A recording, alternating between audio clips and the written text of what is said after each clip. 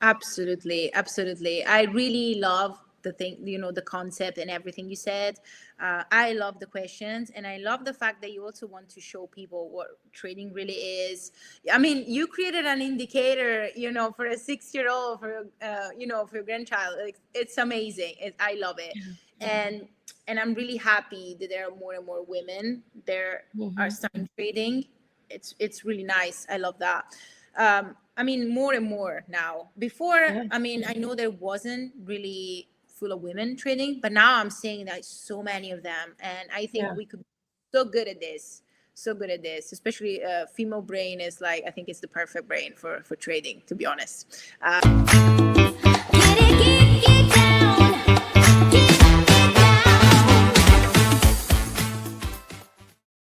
Hi, and welcome.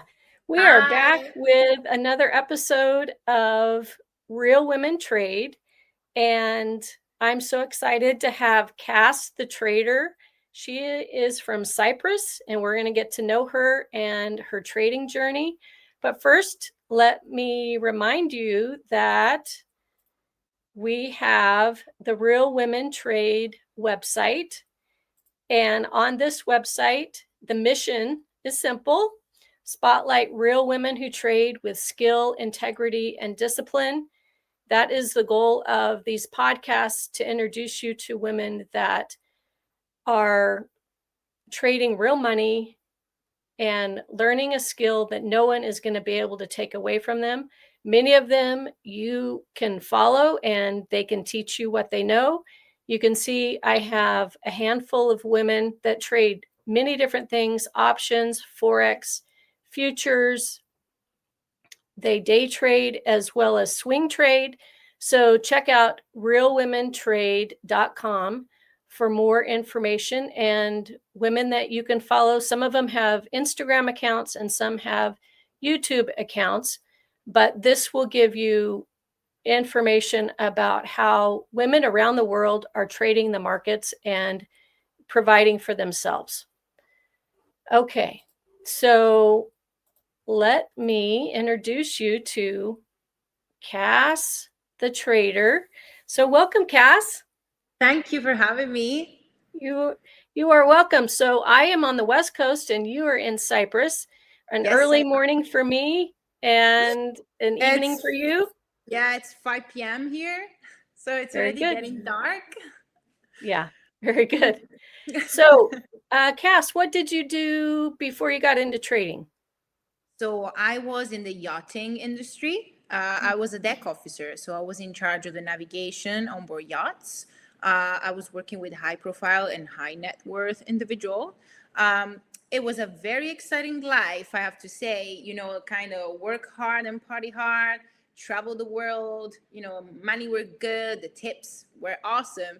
But then I started to think that I needed some change. I was still working for somebody else. I was still an employee, and somebody was deciding for me when I was sleeping, eating, working, and I needed to find something else that would keep things exciting, but no more employee. I had enough of that. I've always been interested in economics and finance, so I decided to get another degree, which took a bit of time because I was working in economics, and there I've learned about markets. It was, you learn about the stock market, the bond market, options and futures, and so on. And it was really interesting for me. And when I start seeing that, I said, oh, maybe that could be the thing that will help Mm. me to get out of my current environment. Um, and then, yeah, of course, I moved to trading. But yeah, I've been working on yachts for most of my life, and I Wow. see was my life. Yes, very Yeah. different from trading. So when you began to get interested in the markets, what market did you gravitate towards first? A stock market at the beginning, Mm-hmm. and I also did some courses. I had like some mentors, but then when I learned about options, I was like, oh my god, this might be the thing, because how to say, stocks are good, trading stocks is good. I still doing it. Again, I'm swing trading, just to clarify, I'm not Mm-hmm. day trading. But with option, I had the chance to not need a stop loss, to let the trade develop. I trade mainly debit spreads, which is basically just buying an option and selling an option. You create this like profit range where ideally your stock should be before expiration. And it's really nice because with options, the stock could move up, down, sideways, and I would never get stopped out. I never have to worry about what would happen until expiration. And I could live my life in the meantime and dedicate myself to something else. Maybe, building a business or having some hobbies or other activities. It's great. I mean, swing trading is good, but option trading gives me this freedom that I haven't seen anywhere else. So yeah, that's why. Very good. So do you have certain tickers that you prefer to trade over others? Usually, I use a top-down approach. So I'm usually looking first on the S&P and the Nasdaq, lately even the RSP, the equal weighted S&P. Then I go through the sectors. I check where strengths and weaknesses are, and then after that, I create my watch list based on the sectors. So there's not in specific tickers that I trade, only the stocks that they're looking good. So for example, if I find some sectors they're weak, I can find bearish trade, bearish stocks, and I create my watch list. So it depends. Every week is different. I'm doing my weekend market analysis, and there I create my watch list for the week. So it depends week by week. Yeah. Do you hold the options weekly or monthly? So depending on sometimes I have different time frames. Usually I'm trading 1.5, maximum 2 weeks trades. So I'm not holding on trades like for too long. Yeah. So you can, depending on where you are in the month, you can choose weekly expiration or monthly expirations. But it depends, I guess, whatever we are during the month. Okay. So you're very clear that trading isn't a job for you. It's a business. Yes. And what made that distinction unavoidable for you? To be honest, the moment that I start trading my own money, I realized that the employee mindset wouldn't work. You should treat it as a business because when you have a job, you have a steady salary, you have money. That doesn't matter what the performance has been. With trading, is a very dynamic environment. Every day is different from the other, and you need to take day by day. Sometimes you cannot even make plan for some people have like 2-3 year plans. With trading, you don't know what's going to happen tomorrow. So you need to be very dynamic. You need to be open to a lot of possibilities. Sometimes worst case scenarios are happening, even if you wouldn't want to, but you have to deal with it. And again, if you think that trading is going to give you a steady income, you're wrong. That you don't have, Also, there's another thing to consider. Many people, they're doing regular jobs. I don't know, doctor, engineer, whatever. They know that they followed a process, and do everything right, they're going to have a result.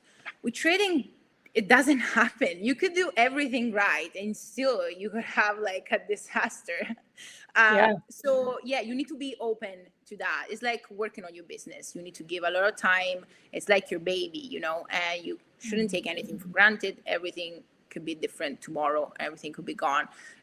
If you had profits the previous month, maybe next month you're in a drawdown. So definitely you need to do this, to have this mindset shift, and it happened immediately as soon as I put my own money on the line. Yeah, real money makes a difference, right?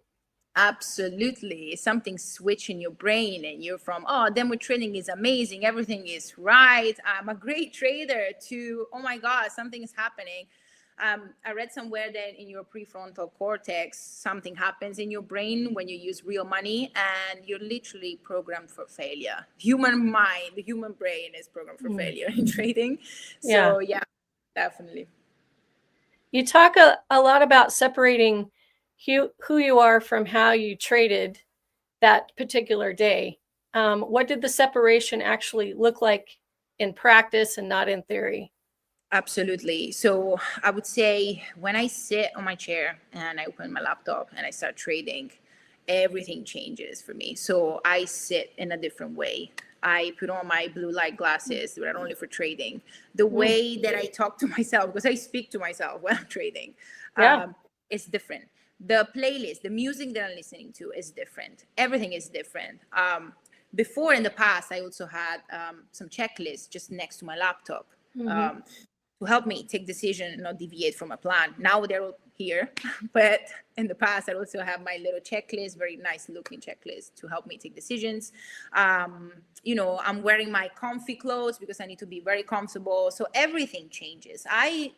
Let's say, built this different persona. Cassandra and Cass the Trader are two different people, but you have to do that because again, a bad trade doesn't define you. And the moment that you close your laptop, you need to stop thinking about it. It has to be, you need to separate the two things. Otherwise, it's not going to work well because everybody has emotions. Emotions are, sometimes are the reason why we make mistake. And if you take the trading day with you to bed or the day after, you just keep thinking about it. It's just too much. It's not going to help you. Yeah. So I become a completely different person. The clothes, the music, the way I sit, everything is different. How did you decide to do that? To change, to become a different person. Yeah. Yeah. Um, I don't know. Maybe because in the past, in my job, I had to become another person to deal with Hmm. certain kind of clients. It was helping me. It was helping me to do my job. So I Yeah. think I took that from my previous experience. I brought it into trading because it worked pretty well in the past. So why not? Why not? Yeah. And I think since the moment also I started trading, I started really looking into psychology in general because it's really fascinating. And I've also read that, creating this different persona really helps in general in life. Hmm. Being present in the moment is super important with trading more than ever. So I think it's a mix of things. But yeah, probably my previous work experience taught me that, and I decided to use it even in trading. It works until now, it's working. So Yeah, it sounds like it is. So this kind of leads into my next question. Was there a point when you realized that knowledge wasn't the problem anymore? It was execution. And what was it that triggered that realization? well, when you start training, I think most people, when they start trading, they want to learn everything about, for example, technical analysis. Oh, I'm going to read 20 books. I'm going to know everything about candlesticks. I'm going to know everything about charts. The more knowledge I have, the better it's going to be. And then with time, in your first year, you kind of realize that you could literally pick random stocks and random setups, but Mhm. if you have a trading plan, you follow it, and you are, you know very well what your position size is going to be, what your risk is going to be. You could literally put on random trades and still be profitable. So it's really important to have a trading plan, first of all, because that's the main thing, and follow it. If you follow it to the T, you never deviate, and you know exactly how much you're going to risk, how much you're Mhm. comfortable with. If you're okay with risking this amount of money, you can enter a trade. Otherwise, no. But everything needs to be predetermined. And Mhm. so, that's really important. So that's why execution is more important than knowledge. Because again, you could choose some random stocks. You might know nothing about trading, but if you just take a trading plan, you follow it to the T, you can still be profitable. Obviously, every person is different. I'm also a firm believer that the kind of trading and the style of trading that you do should be matching your personality. So there's also Mhm. another factor. But again, if you're consistent enough, it's going to work. You know what they say: on 1,000 trades, it won't matter. The important thing is that you Yeah. follow the plan consistently all the time. Yeah. Yeah, that's true. Let's talk about options. As we all know, options are a leverage product and they can be extremely risky. So, but the way you trade them, it's almost like that's more of a constraint. So, why is defined risk so central to how you trade? Well, when you trade option, there's so much more to option than just buying and selling an option. So buying a call, selling a call, or buying a selling a put is just like, is there's so much more to it. And that's why I'm trading debit spreads. So I love vertical debit spreads because, as I said, like the risk is fixed. You know exactly how much you're going to lose. You position size for max loss. Are you comfortable with that loss in case everything goes wrong? Yes, I am. Okay, let's put on the trade. I mean, it really helps your psychology because if you think about it, I decide to put on a trade on a Monday. Expiration is going to be on a Friday. I think the stock is going to do this and that in that period of time. Okay, let me buy an option and sell another option. It creates this profit range. I don't have to do anything after that. I put on the trade and I forget about it. I come back in expiration date. If the stock is in my profit range of above, let's say it was a bullish trade, I'm happy. If it wasn't, well, I already know how much I'm losing, so there's no emotions involved. Everything is already predetermined, and if you were okay with that loss before putting on a trade, then it's fine. It's just another piece of data you're going to add to your trading journal. So options in that way are very powerful because obviously there's if you're trading stocks, you only need to worry about direction, right? Yeah. With options, there are many other components. There's direction, there's time decay, there's volatility. So there's many things involved. And that's why options can be that risky. Sometimes you do everything right and you say, why my option is losing value? And maybe there was a volatility crash, or the option is losing value only because time is passing. So there are many factors. But with debit spreads, is the closest thing you can find to just buying and selling stock because you don't have to worry about volatility. You don't have to worry about time decay. You just worry about direction. And you don't need a stop loss. You know exactly how much you lose. Yeah. I mean, I think it's great. And not many people know about this kind of strategy, and that's my mission really, to make as many people as possible to learn debit spreads, because there will be, it really helps your psychology. It's much better because many people are struggling because maybe day trading is not their thing, or like forex is not their thing, or just trading stocks is not their thing. Stop losses, they're struggling with that.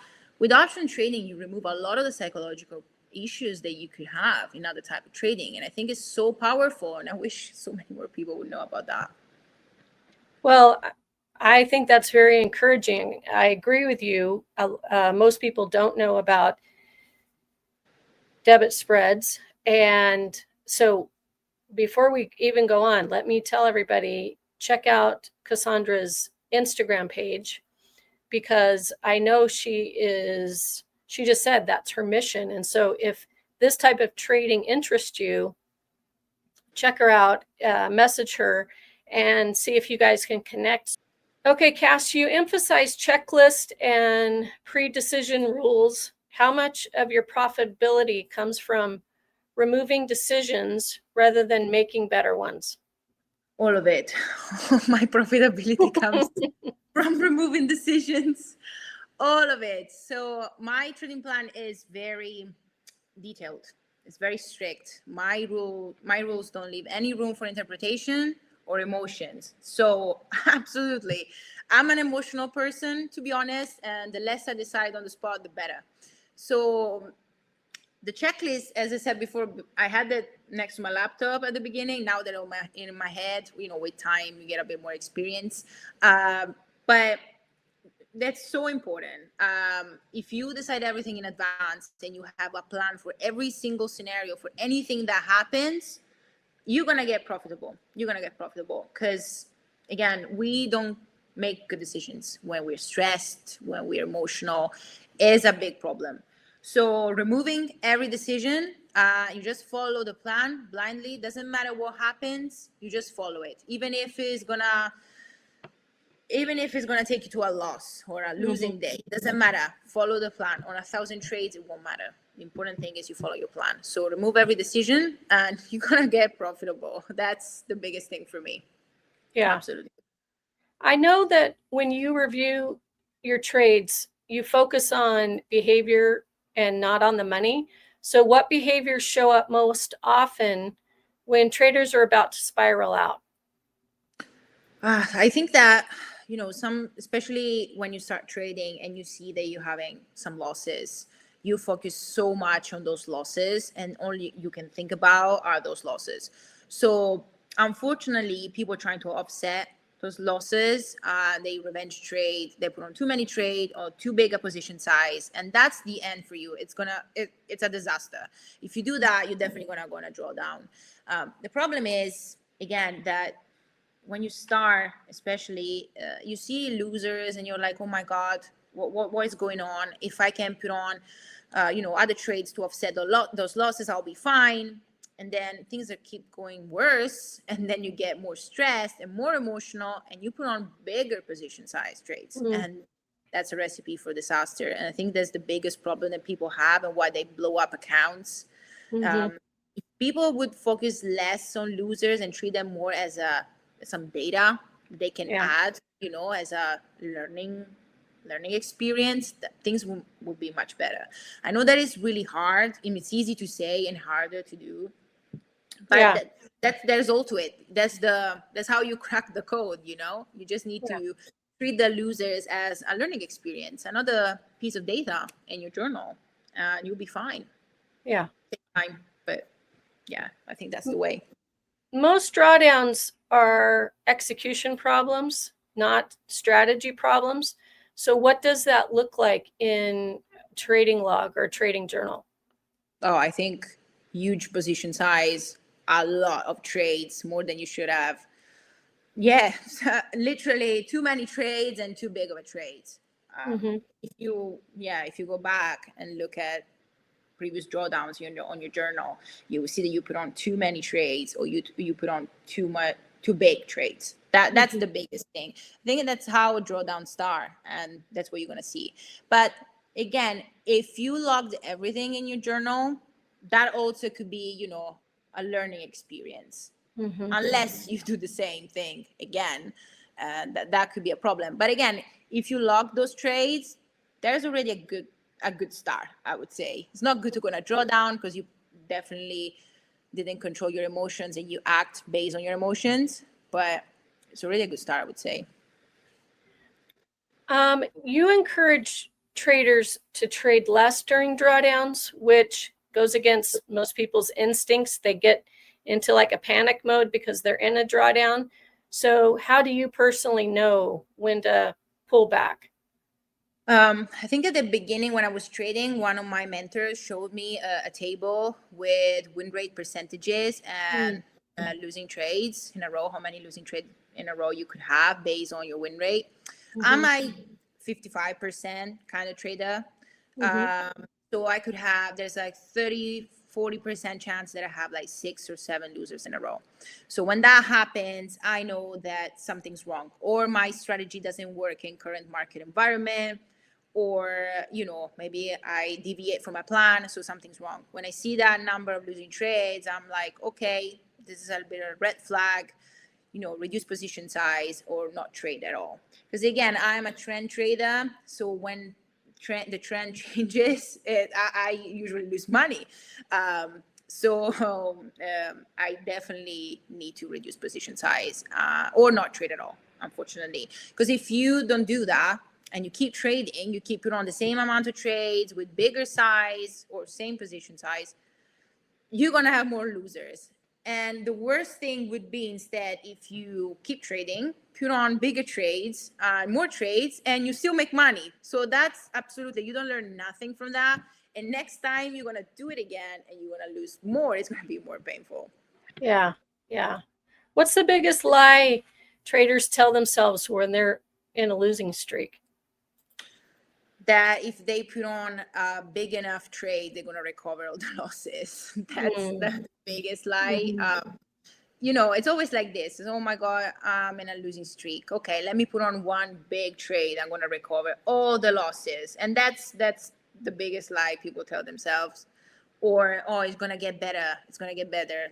Let me keep the trades on, or let me put on more trades. That's what people usually say to themselves. And recipe for disaster again. It's not good. If they're just like stuck at a break-even trader, what's the one uncomfortable truth they probably don't want to admit yet. I mean, I think it might depend. So I would say if I'm stuck at break even, I might have to go back and have a look at my strategy if it actually works, whatever my plan is, if it's actually a good plan. Or maybe it's just because you just need more data, you need more trading experience, you just need to trade more. Sometimes you start with like, a phase where you're just losing, and then you go to a break even phase, and then maybe after that there's profitability. But I think that, people love to make money fast. They want to make money fast. They want to be those big prodigies that are going to become millionaires in the first 4 months. That's not going to happen. You're going to go through these phases where you're not making money.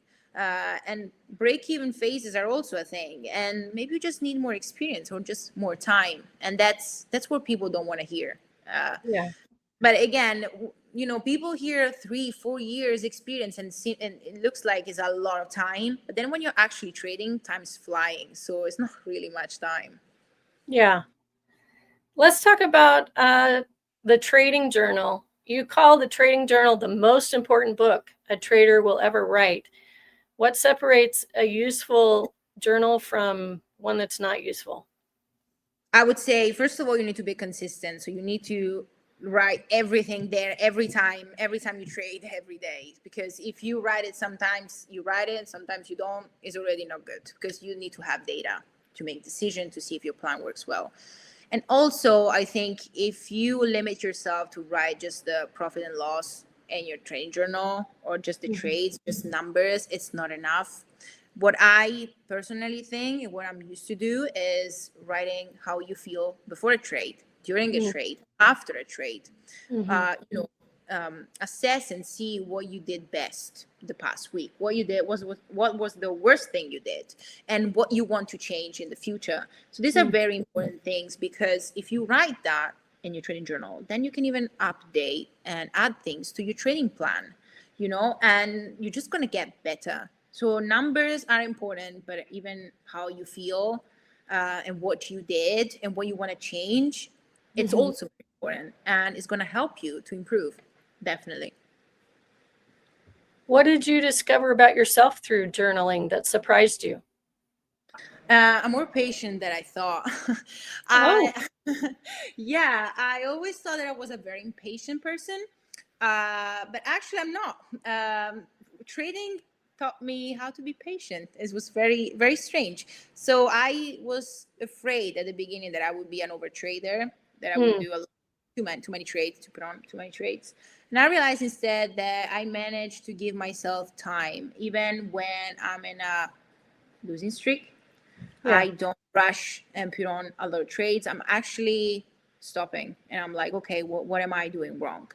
That's really good, because before trading, I've never been like that, and I don't know what happened, but apparently trading changed me.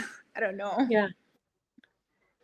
Well, I think you probably found that swing trading suits your personality. Absolutely. And that's why you didn't fall into overtrading. Absolutely. I think personality is so crucial for your trading style, the way you trade. Yeah, absolutely. When I started, I took a personality test. One of my mentors, to understand what kind of trading would be the best for me. And swing trading was the thing. I think it saves you understanding, your personality, what kind of person you are. It really helps in choosing what style of trading is the best for you. And you're not wasting time maybe doing something that is not for you. I think it's Yeah. How long did it take you before journaling actually changed your behavior, instead of just documenting, I bought this, I sold this, this was the outcome?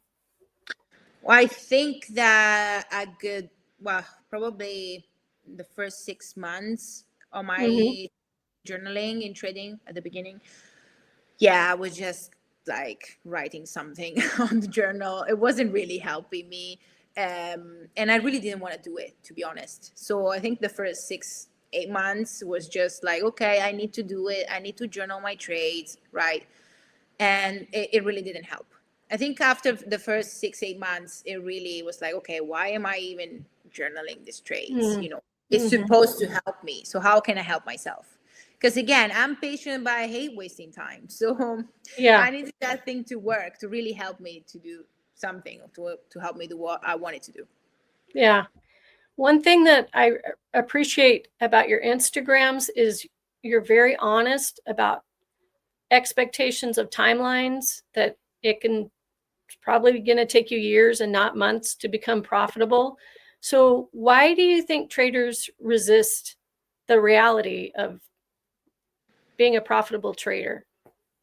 I think again, everybody wants fast money. They want to be the rich millionaire with a Lamborghini on the penthouse. Like, but this is not trading. I think that you see a lot on social media and everywhere. There's traders that are living this amazing lifestyle. They moved to Dubai. They're driving a Lambo, and they made millions at 20 years old. Some of these things are amazing, like especially younger traders, they look at that and say, oh my god, that I want to be that person. That has to be me. Yeah. And so they trying to rush it, and they trying to put on these huge trades and over leverage their account, like just in the pursuit of this crazy lifestyle, while trading is a skill that compounds. It takes Mm. time. It takes, you need Mhm. to master yourself. And people don't like that. I mean, who wants to spend a lot of time becoming rich? Everybody would love to be rich immediately. I think that Yeah. that's the wrong idea of trading. It's not a get rich scheme, to be honest. I think that's why people don't want to hear that it takes years. But as I said, once you start trading, years are flying. You don't even Mhm. realize that how fast time goes. So Yeah. Yeah. You've said boredom equals progress. And what does boring look like in a healthy trading routine? oh, I think I would start with my weekend market analysis, which is really like relaxed and slow. I get my coffee, I look at the broad market, then I look at my sectors, I create my watch lists. Then Monday comes and I put on my trades. Maybe some trades on Monday, maybe on Tuesday, and then I Mhm. just monitor the market. I don't do anything else. I'm not there constantly pressing a button, buy and sell, buy and sell. No, I just look at what the market is showing me. If there's good opportunities, I go for it. Otherwise, I don't. I do something Yeah. else. I think it's Yeah. pretty healthy. Stay on your laptop continuously, trying, chasing profits. It's not good. Mhm. Uh, so I think most of the time you just need to monitor and look without doing anything. But that's healthy. That's healthy. Yeah. So what do you do when you have all this free time? What are some of your other hobbies? Well, now, recently, I started posting on social media because, as I said, I want to show people how great options are. And I'm sure there's so many people out there that would be great at trading options, and I want to make it available for everybody. That's my new hobby. All So right. yeah, I'm like also recording, like I started just now 5 minutes long lessons on YouTube for everybody that wants to learn options from the basics. That's my new hobby. Yeah, and I think it will be really rewarding if some people just, oh my god, options might be my thing, and they start learning it. That's great. I think education is the next step for me. Mhm. That's when I want to put all my energy. So that's what I do when I'm not busy trading. Right on. That's cool. If Yeah. someone wants freedom from trading, what do they need to stop romanticizing about it? Oh, again, the rich millionaire trader lifestyle, Lamborghini, penthouse in Dubai. That you need, as I said, trading is a skill that compounds. It takes time. You need to master yourself and your psychology. And there are months where you're not making money. There are months that you cannot make that profit, and that's okay. Uh, Mhm. but again, people have this weird idea that you're able to make, I don't know, millions every month off of trading, and that's the Mhm. lifestyle that they aiming to. But it's not real, and the earlier people realize this, the better it is for them. Yeah. You've been able to trade from different countries and lifestyles. How has geographical freedom changed or not changed your trading discipline?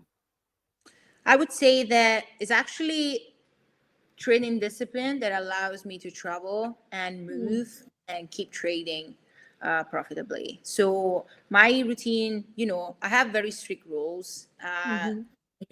I know exactly what I'm doing each time of the day, and I just need to replicate that wherever I move. So it's really important to have trading discipline actually to allow me to travel the way I do and to move wherever I want. So I think that that's crucial. You need to do the same thing that you would do at home, wherever you are. Obviously, sometimes the different time zones, things can be tricky, but still, you need to keep having that structure in your life to be able to just have this lifestyle, which I think is the best lifestyle of the traveling trader. Yeah. What part of yourself did you have to let go to become a consistently disciplined trader? I mean, I'm a person that wants to control everything around her, and outcomes. So I think of thousands of scenarios in my head, and I need to control each outcome. When trading, you can't control any outcome. The outcome is something you can't really control. So I think I had to let go of this this part of me that wants to control everything and be sure of the outcome. And once I let that go, things got much better, I would say. So I think, live in the moment, stop controlling everything is happening around you. And that applies very well to trading. Mm-hmm. What does success in trading look like for you now that it isn't financial? Freedom to wake up when I want, to work when I want, to dedicate myself to something I believe in. Again, traveling, which is super important for me. Freedom. That's the real success, and that's what I would like people to understand, that if you have the freedom to do what you want, if you have enough time to do the things that you love, that's the success. That's what training is about, at least for me. Yeah. It's not about money, but it's about freedom. Because again, we don't have much time. We have like one life, and there's so many things we would like to do. And so if you have time on your side, I think it's the biggest success ever. Yeah. I'm curious, what do your friends or your family think about you trading? Or do they even know you trade? Yeah, they do, but at the beginning, nobody liked the idea. At the beginning, especially my family, my parents were like, "Where are you going?" I mean, I was coming from yachting where I had, steady income, life was good, and they were like, "Why? Why would you decide to do that?" And at the beginning, this idea of, "Oh yeah, I want to be free. I want to spend the time that I have the way that I want, and just want to be free," was a bit maybe not enough in their head, especially my parents. They were like, "Why would you think like that?" But then again, it's difficult from people that lived in a completely different way to understand this kind of things, especially if you're your parents. They would like you, to have a stable job, a steady income. It's like, what you doing? Why you throwing all that away? But then with time, they saw me happy. My friends and family saw me happy. I'm pursuing what I want to pursue, and that's the best thing. You want the best for your children or your friends. And so that was enough to make them change their mind. But at the beginning, no, they weren't really happy of the decision. Are any of your friends interested in trading now? Not really. I am the only one. I was on the lonely road. Yeah. But again, now with social media, I think that I could, take a lot of strangers and make them trade. That could be great. Sometimes the best things are happening with people that you don't even know.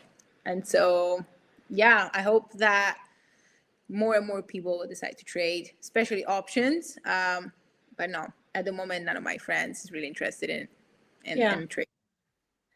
I think that's one of the reasons why this is a passion project for me because so few people in our immediate lives really understand trading, and we have to reach out. And luckily now that we can reach out to people across the world that have the same passion and connect with them. So Absolutely. I think it's great.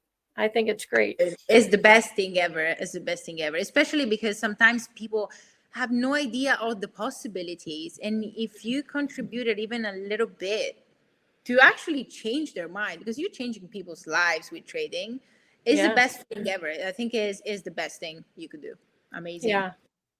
And um, I think Cassandra and I would both agree, especially, this channel is directed towards women because I'm so passionate about women being able to support themselves and not having to rely on anyone else.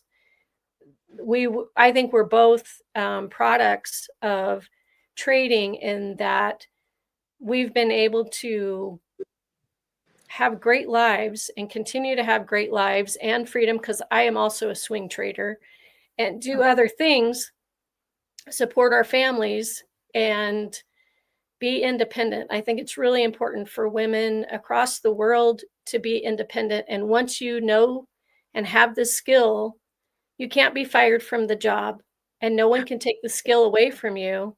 So your destiny is in your own hands. Wouldn't you agree, Cassandra? Absolutely, absolutely. I mean, I think it's the best skill you could have. It's the most amazing skill you could have. And as you said, it makes you independent and you can do literally whatever you want. It's like so many opportunities and possibilities with trading. And again, as you said, nobody can take it away from you. It's Yeah. just the best. So passionate about it, and I love the concept. Yeah. Yeah. So if a trader is watching this interview, remembers only one thing a year from now, what do you hope that it is? I would say if you are starting trading or you've been trading for a while and you're struggling like all of us did, and you will keep struggling for a little bit, Yeah. just keep in mind that becoming a profitable trader and a good trader is going to help you improve all the areas of your life, not only the way you trade, but everything else. It made me a better person in literally everything, in relationship with other people, in the way that I think about life. It helped me not master, but get better in my psychology. Trading will expose all your flaws and your limits. And if you become a good trader, you can become a great person in life in general. So I would like people to think about that and say, oh my God, this could really change every aspect of my life and make me also a better person, and not only a better trader. Yeah. That's so cool. Well, thank you so much, Cassandra. I really Thank appreciate you. you talking with me and giving your wisdom and your knowledge. And I will link Cassandra's Instagram and YouTube information below. So please reach out to her if this interests you, if options or the way that she swing trades interest you. I know she'd be more than happy to guide you along. So thank you so much. Absolutely. Thank you very much. Thank Thanks. you. Say, I am so proud of you. Oh, Like, thanks. you are strong. You are really strong and determined. And I appreciate how thoughtful that you are in your approach and disciplined. Thank you so much. I'm so glad that I came across you on social media, and Thanks. I've gone through every single one of your Instagrams. That's how I came up Wow. with the questions. I went Yeah. through every single one and wrote down, information that I got from what you were saying and where your heart was coming from. It's really important to me that I highlight women that have integrity and not just out for the Lambos, but that really want to show what trading is like. So I thank you, Cassandra. I really thank you. And do you think the differences between men and women traders? I don't know. I heard like about a study on women and decision making, And apparently, we're better leaders. We're better at taking decisions. And we are also very, how to say, so apparently we need more sleep because during the day we Oh. are more aware of dangers. Okay. And that's great for trading because I think writing a trading plan as a woman, you could go through all the different scenarios and create a plan for every single kind of danger you can find in trading. Yeah. And, you know, I think we could create the most efficient trading plans in this business. And also, we're good at multitasking. We're good at doing many different things. And so, you know, I think women should be great traders. Again, I think our brain works better for that. And apparently, as I said, a study showed that we're better decision maker. Even if, as I said, like my trading plan doesn't allow me to choose anything on the spot, but we're very good at planning things. So I think, yeah, trading could be our thing. I'm quite sure of that, to be honest. Yeah, very good. What's your what are the next steps for you? What does the next 5 years look like for you? I wanna use social media to show more and more people how great options are. I have this mission. I want to steal a lot of people from like futures and forex because apparently it's like super popular now.